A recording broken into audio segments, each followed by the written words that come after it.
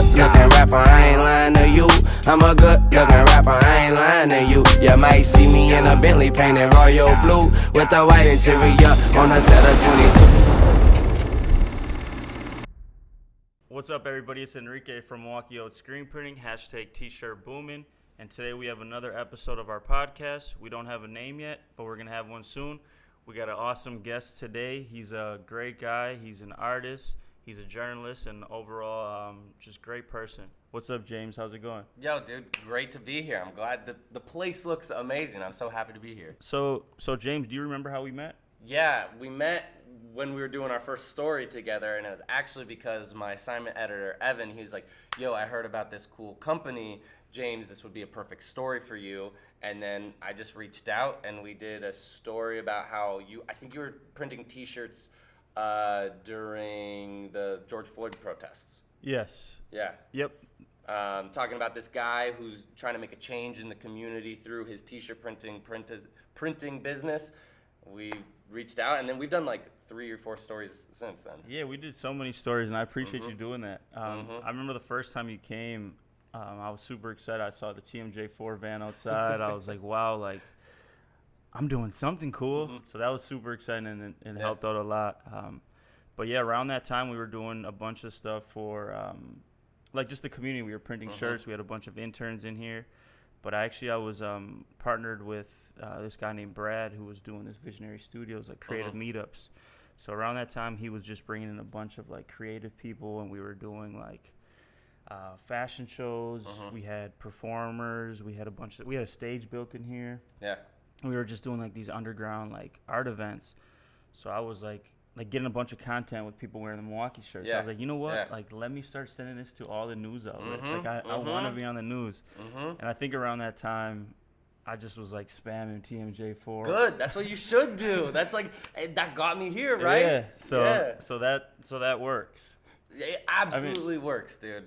So that's super cool. So what got you into journalism? Like, how did you want to find that as like a career path? Yeah, so it goes back to high school where I did sports all my life and I did theater all my life. And I was like, how can I blend the two together? And I was like, I'll be a sports broadcaster. Like, it'd be so cool to be that guy up in the press box doing play-by-play of like eventually the Super Bowl one day, right? That's like the ultimate goal. And so I went to Chico State, a state school in Northern California. I pursued journalism there.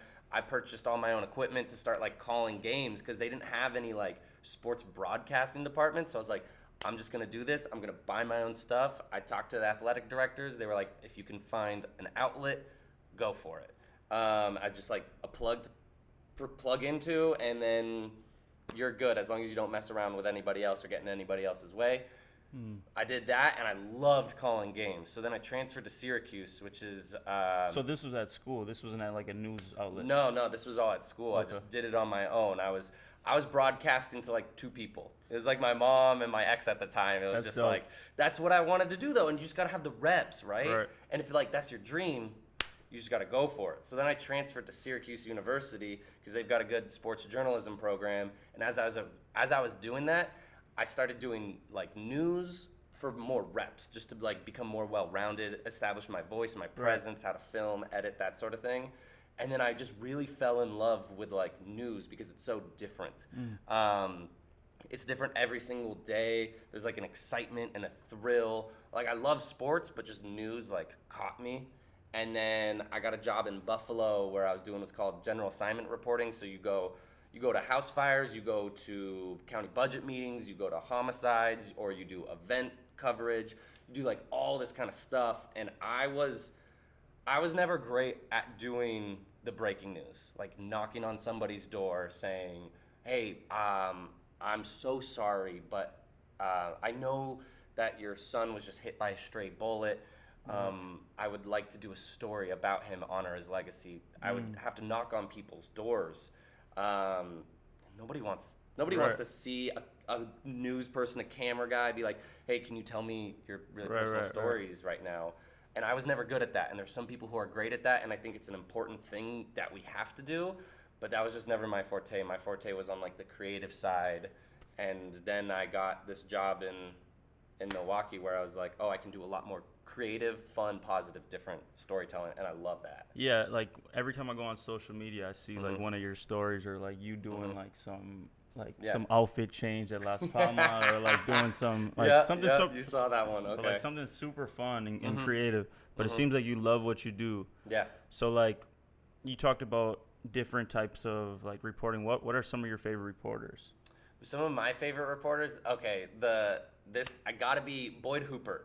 He's out in Minneapolis. He's just like, he's the GOAT. Yeah. He's just like. Why is he the GOAT? Because, dude, the way he can craft a story, get like amazing answers out of people, and the way he writes is just so amazing. Now, shout out goes to his photographers too, because this is a video news story. He's just the reporter. He's got a photographer, but he's just so like, the way he's able to get emotion out of people and like get beyond just like their face value answer is something that I really admire.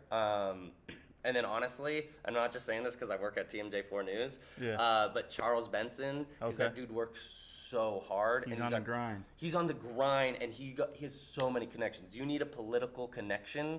You need to talk to somebody in Wisconsin politics, national politics. He's got it. Charles Benson. He's got their phone number. He'll just text them real quick. He's got the personal number, not the assistant's number. He's got the personal number. Yeah. That's dope. What about like, so you talked about like sports. What about like John Madden? No, I mean, or like Nardwuar. I know that's dude, Nardwuar? Okay, I actually totally respect Nardwuar because one time when I was doing my first Summerfest interviews and I was doing stuff with like Sublime and Dispatch and then even local bands here like New Vices, I was trying to Nardwuar them. Yeah. So I was trying to go deep into their like, and I don't know, I still don't know how Nardwuar does it. I've looked up every single video to try to be like, how does he do it? I just scrolled deep into their Facebook history. And, you know, like, you probably have some Facebook status from 2009 that you totally forgot about, but if I said it, you would remember it, and that's what I did to people. And you have, like, 6 people tagged on it, so you can kind of, like, do some research from that. That's I never thought about that. That's actually pretty cool. And then you just get this, like, really cool, like, reaction from people, like, how did you know that? Why, like, who told you this kind of stuff? And it's like, I just scrolled really deep in Facebook. You're like, doot. Yeah, doot. That's how. I'm actually his nephew. Yeah, exactly. We share secrets and everything. Yeah. No, that's awesome. So what are what's one of your favorite stories you've ever done?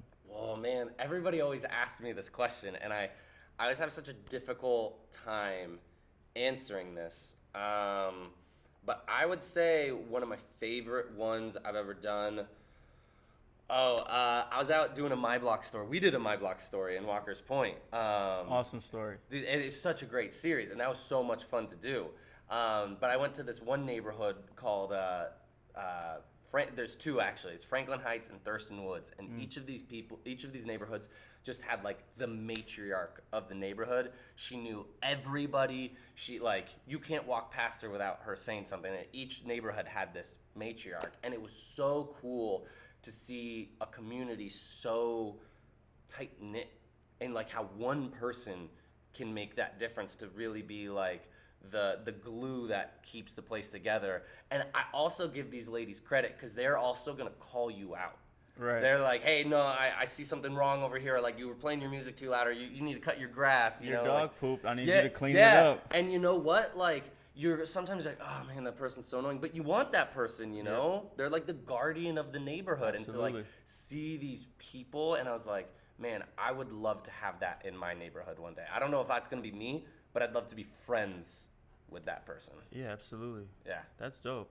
So do you like, after you like do these stories, do you kind of keep that relationship and just like become? You ever go out to coffee with those ladies?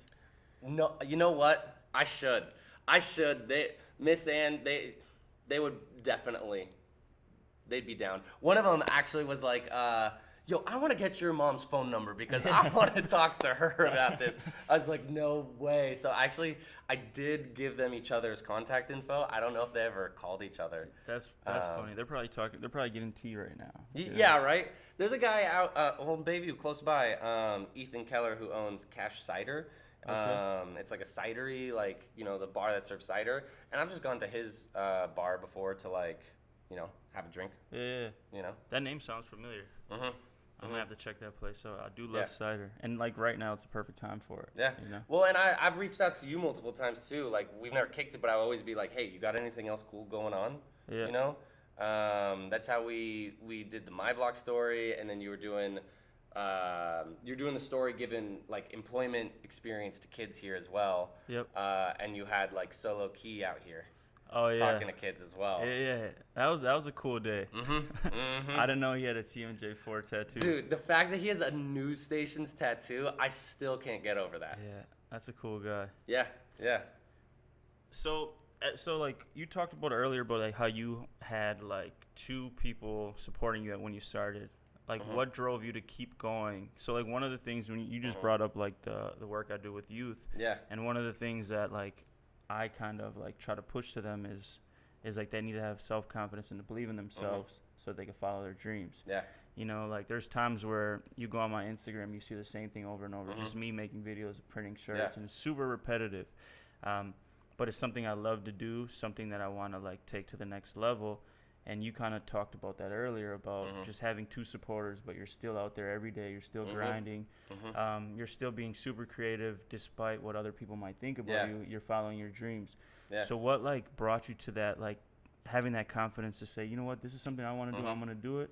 Because you were in school. You could have been like, you know what, I want to be a firefighter, or I want to do something that's going to like for sure pay my bills. You took a risk and it's paying off. Like. Dude, you know what's funny? I ask, like, when I do my interviews, I ask a really similar question. I'm like, you could have done anything, but you kept on doing this despite all odds, and, like, this is what you chose to devote your time to. And it's weird now getting that question to me, but I'd say it's like, I want it, dude. I want to make, there's 2 things. I want to make a difference. I feel like, sometimes you might see my stuff and it's like, oh, you're just doing goofy clothing changes at Las Palmas. But I think that does make a difference. And then also, like, I want to be really good at what I do. Like, I know I can be great, and I know I can tell even more amazing stories.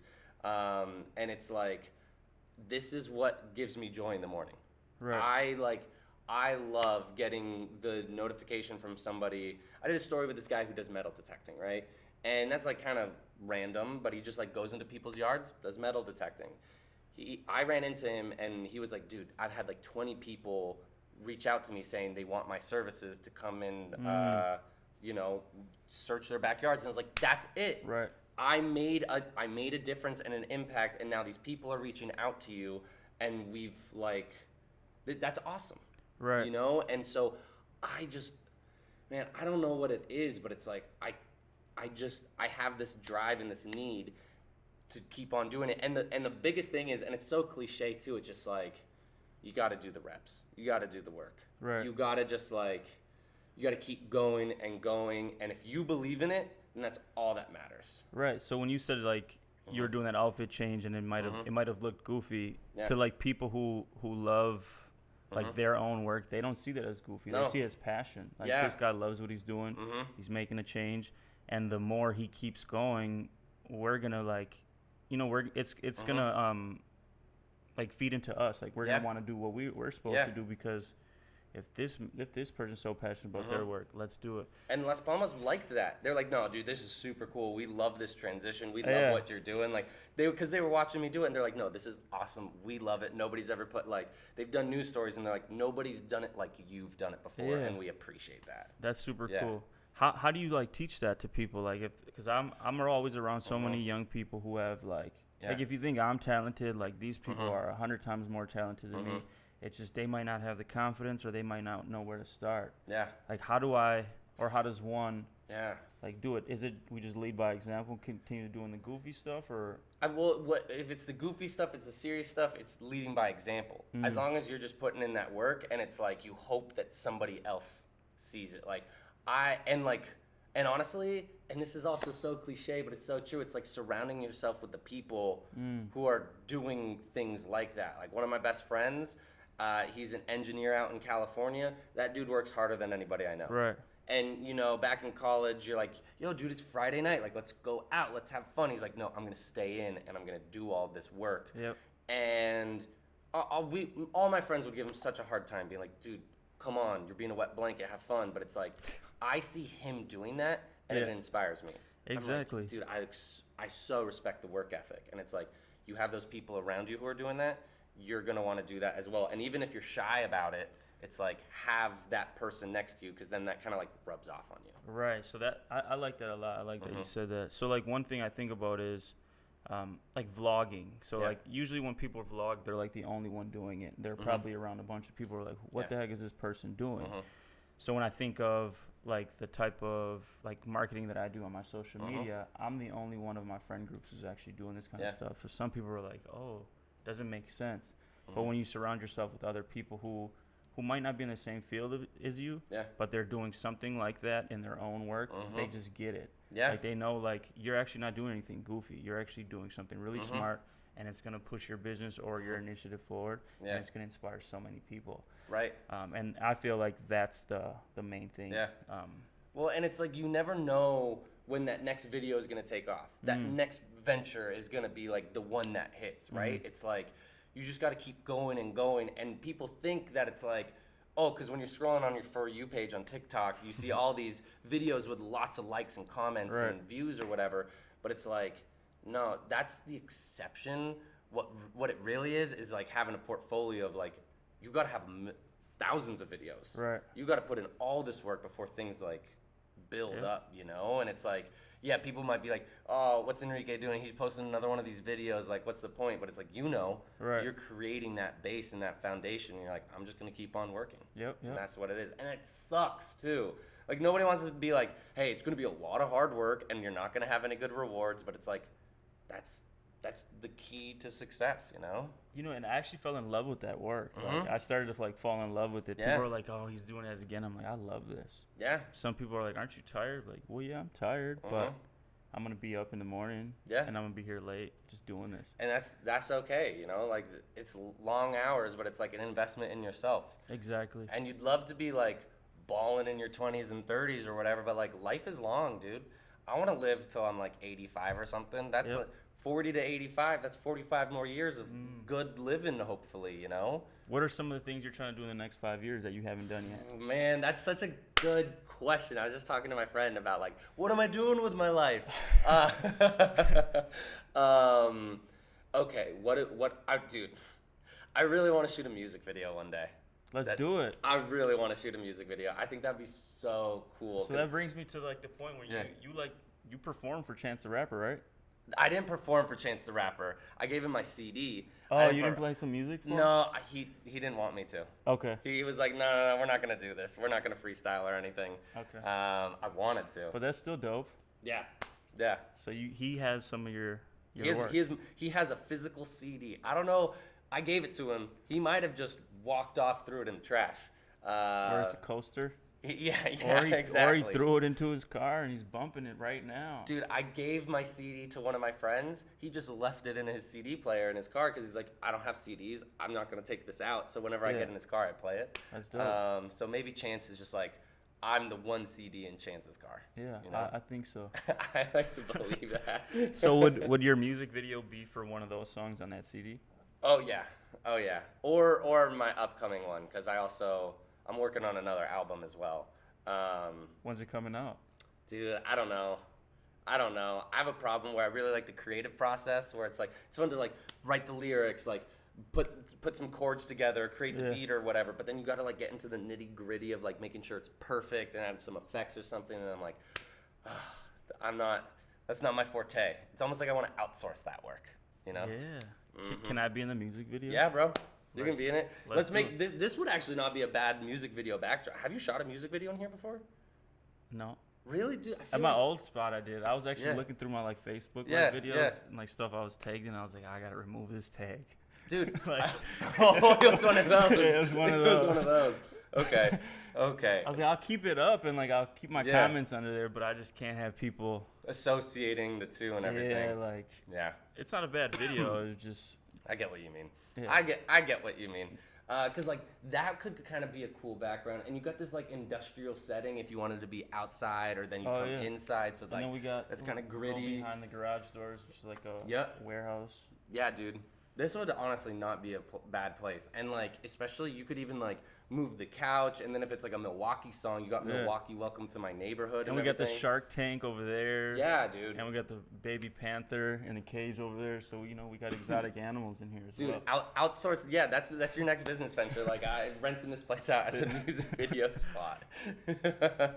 Absolutely, dude. Yep. You could be in the music video. Let's do it. What kind of music is it? Like, what? So I always say I make a mix of like Jack Johnson soft acoustic rock or whatever, and then like Mac Miller, rap and those kind of like those topics and that style and maybe like funkier beats or whatever. I don't have any desire to be like, you know, a touring musician. It's just my hobby. I love music. I love making music. I play guitar and piano.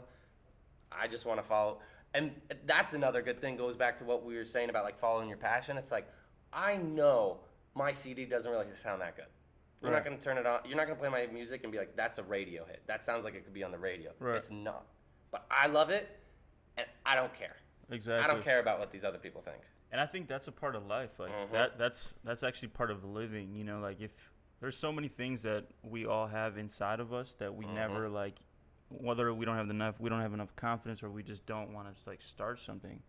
But like you don't want to go through life regretting that you didn't even try something. Yeah. You know, like with anything you do, like we always have these like, I don't know, like these obstacles we put on ourselves. Like, oh no, I don't even want to try. There's so many obstacles in front of me. Yeah. But then when you get to a certain age, or you get to like a certain point in your life, you're like, oh, I never even tried any of those things. Right. I just did what was told to me or what was easy. And I feel like I'm not even who I wanted to be. Right. And that sucks. Yeah, because then you're looking back and you're like, man, I could have had all these other opportunities, these experiences. Or even just have to know that it's not something you want to do. Like, like, hey, let me try this music video. Like after you do the music video, you're like, oh, that was so garbage. Yeah. Or like, that was awesome. Let me do this more. But you wouldn't know if you didn't do it. You'll never know if you don't try, man. Yeah. I did rock climbing for like 4 or 5 months. I was like at a rock climbing gym, and that was cool for the moment, but then I don't know, I lost interest. Like, been there, done that. I was like, okay, I did it. I'm glad I tried it. I know that's just not for me, and I'm not going to continue doing it, but like, cool that I tried it. Yeah. You know? And so besides the music video, what's another thing that you would want to do? In the next 5 years? Yeah. Man, that's such a good question. You know, I actually have this dream, so I'm really into backpacking. I want to like go mountaineering. So that's like take ice picks and crampons on the bottom of your shoes, so they've got like spikes on your shoes, and climb up a mountain. Where would you do that? I'd probably do like Mount Rainier, Mount Shasta, or the Grand Teton, because those are like the 3 beginner ones basically.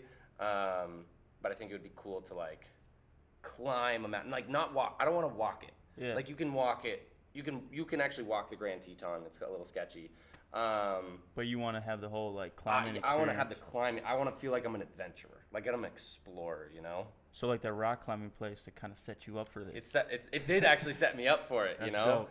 I just want to know what it's like to do that and like stand on top of a mountain. Yep. Like because I've like stood on really high places and on like mountains, but it's different when you're like trudging through it, walking versus like. When would you do that? When would you go? I'll come if I can. Okay.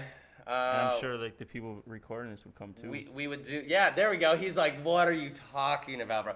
Hey, I totally would. You can be there. You can be there. The people recording.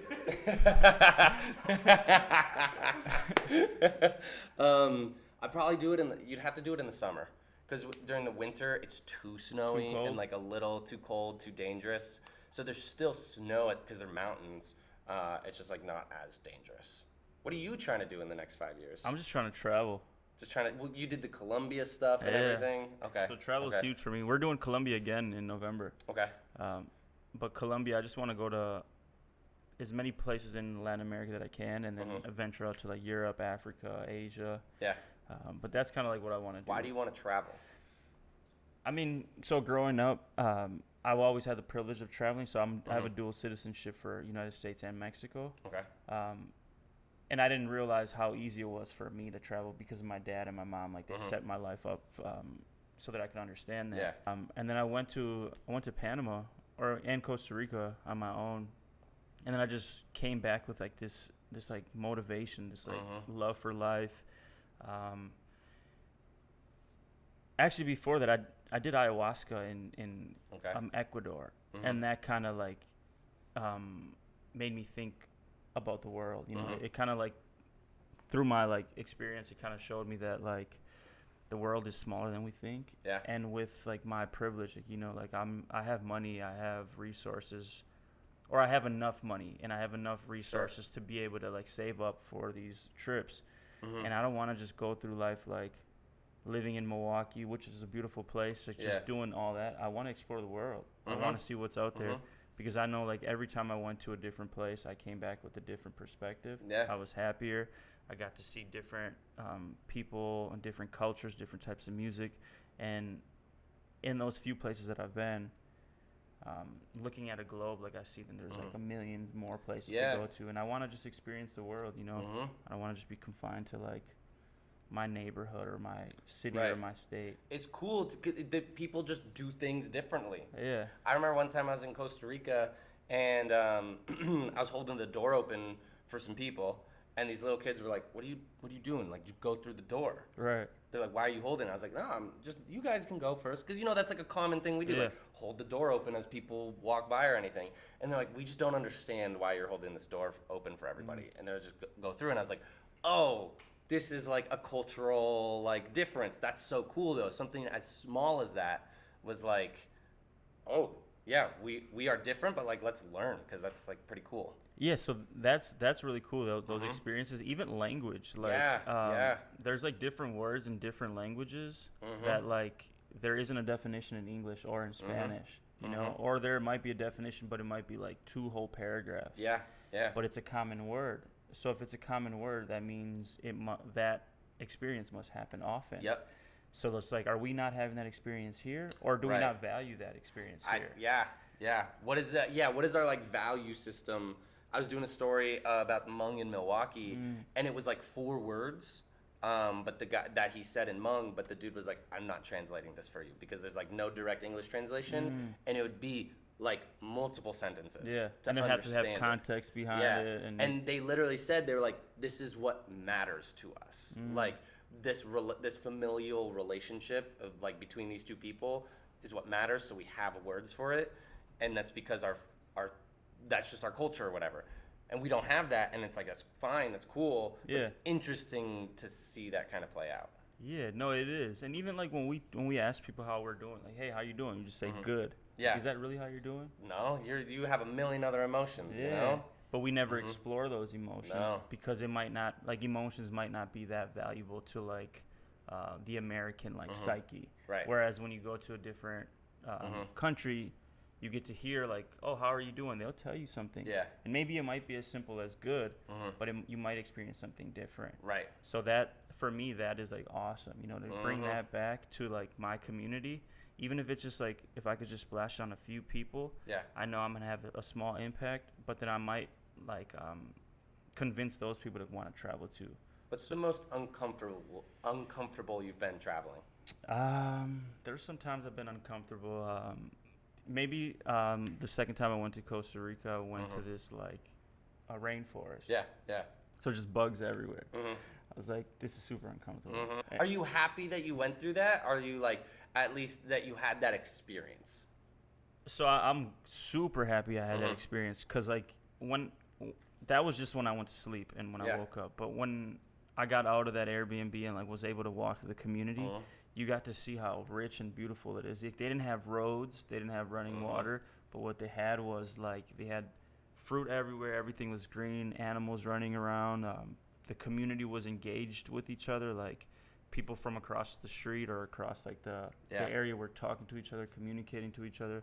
Little dogs playing with the kids, people playing soccer, people working, and it was just this like, even though they didn't have like the luxuries that we have here, they had something that was more like fruitful, something that was more rich, you know, and that for me was just that was amazing to see. It's totally eye-opening and gives you this totally new appreciation for like what we have, you know.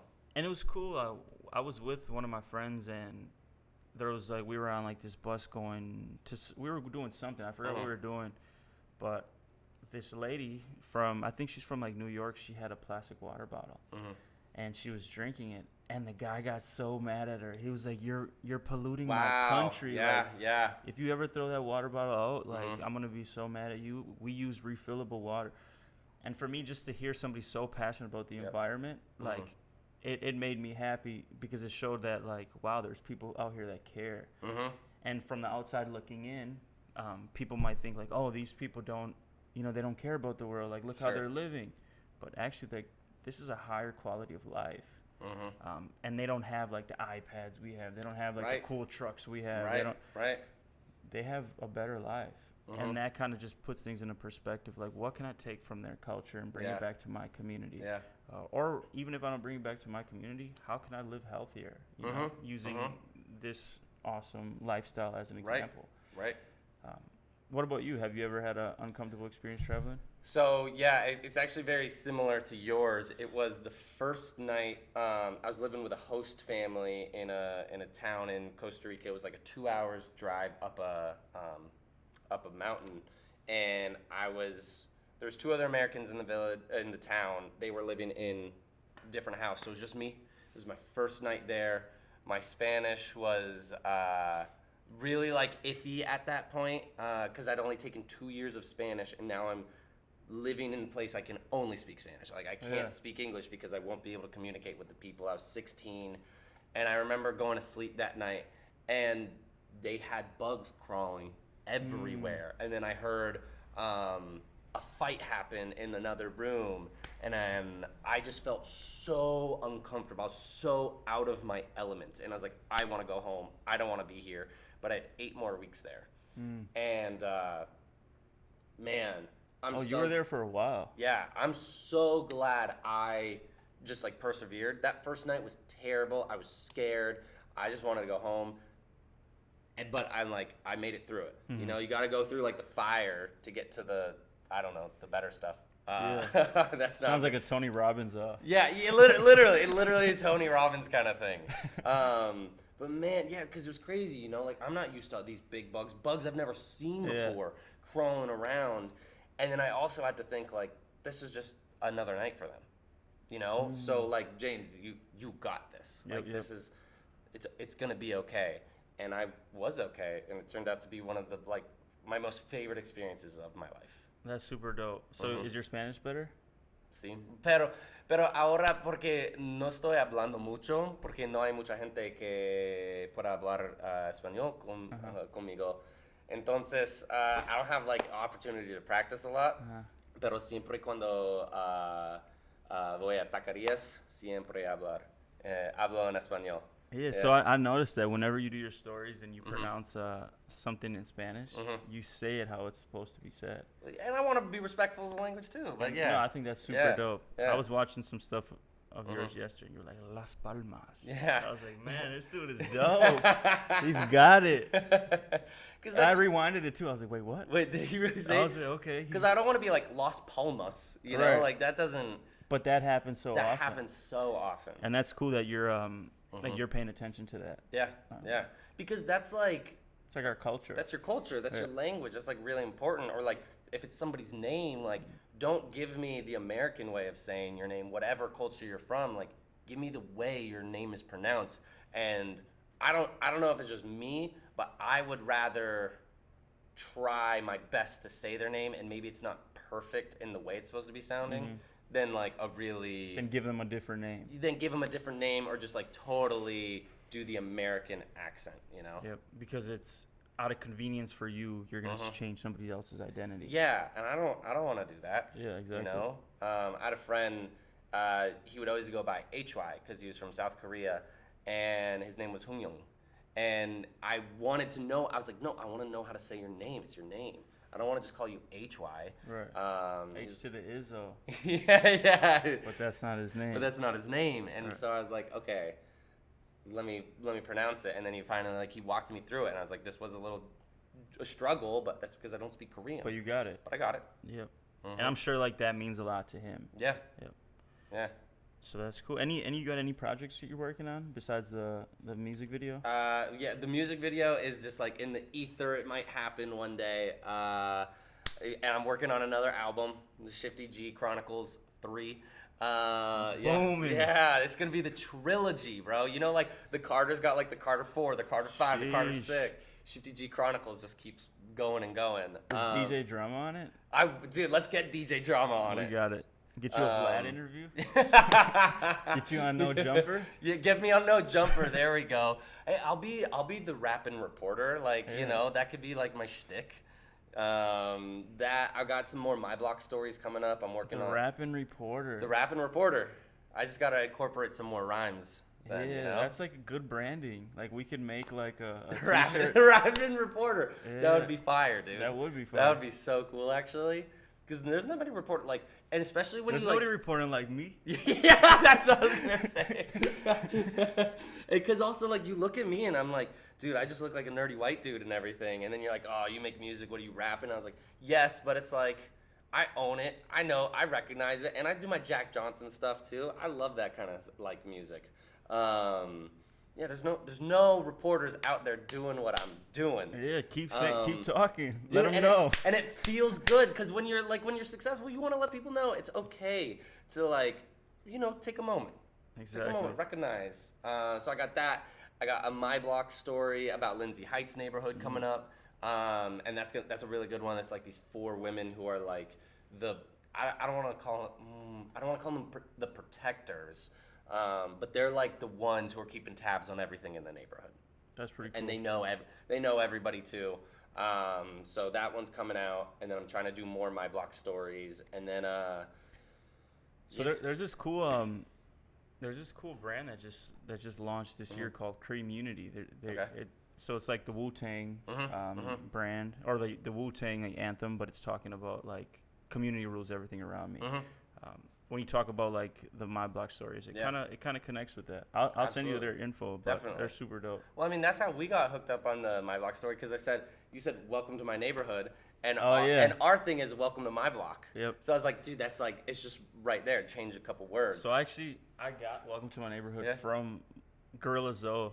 He one of his songs is like welcome to my block. Welcome to my block. He just played a Shifty G song too. I heard that at start. Shifty G. I love it. That was a Black Dress that he was playing on SoundCloud probably. I heard it. Well, and my boss got the name My Block from a Scarface song. Because he's got the song My Block, where everything is everything for Sheezy. My block, you probably done it all for homie, believe me. My block, we make the impossible look easy for Sheezy. I'll never leave my block, my homies need me. Jeez. That was the My Block. And that's how we're going to end this podcast. Episode 4. All right, that's it. Thanks, everybody.